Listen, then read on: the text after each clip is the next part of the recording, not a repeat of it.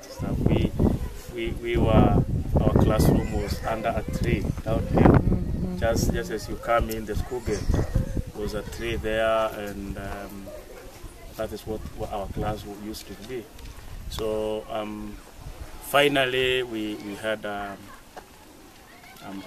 grass thatched house made of mud, and that was a good class for us.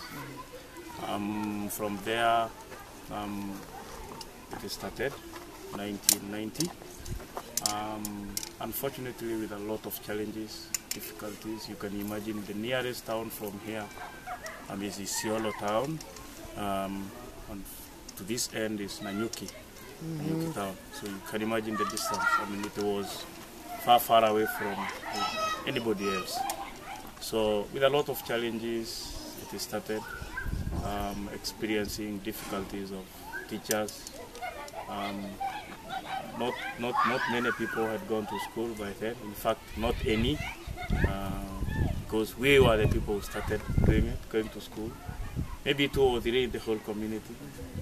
So you can imagine the challenge. We had to have teachers. We had to get teachers from outside other communities who really found it difficult to come and teach in such places. There were no teachers' houses. There was no classrooms. There was nothing. So I mean, it was really difficult and hard for other people, especially outsiders, to come in and fit into this. So the school started with those challenges, and they really affected the school until somewhere late 90s, about 2000 and the year 2000. When Lewa came up with the first initiation of the community office in Lewa Wildlife Conservancy, and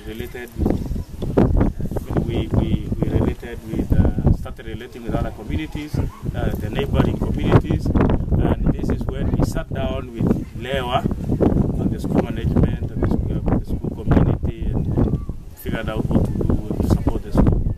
So they came in with supports like, how do we make sure, how do we make sure that teachers have a comfortable stay, so that they haven't the feeling that is a bush, it's a hard place, we can't be there.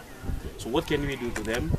Maybe offer transport, means of transport, do them houses, for example, have water in the school, and when all this happened, then do classrooms. All this stuff is done by Leo. So we have good classrooms today. It really changed the picture of the school, and the understanding and the feeling, the history that the school is in the bush. No one is willing to work there. In fact, we have enough teachers right now. I mean, almost enough. They are not enough, but almost. We have good classrooms. Lessons are going on well. We've started performing, and so there's so much. If I compare the school when it started and where it is today, it's just a big change. I would like to say that it started doing its first national exam the year 1997. So all along there hasn't been very good results, academic performance, due to lack of enough teachers, such staff, materials and what have you. But from about 3-4 years ago, even the performance has started going up, and we've experienced, we had people joining national schools, provincial schools, and doing very well. So I would like to say right now we are privileged with so many things, a lot of support from Lewa.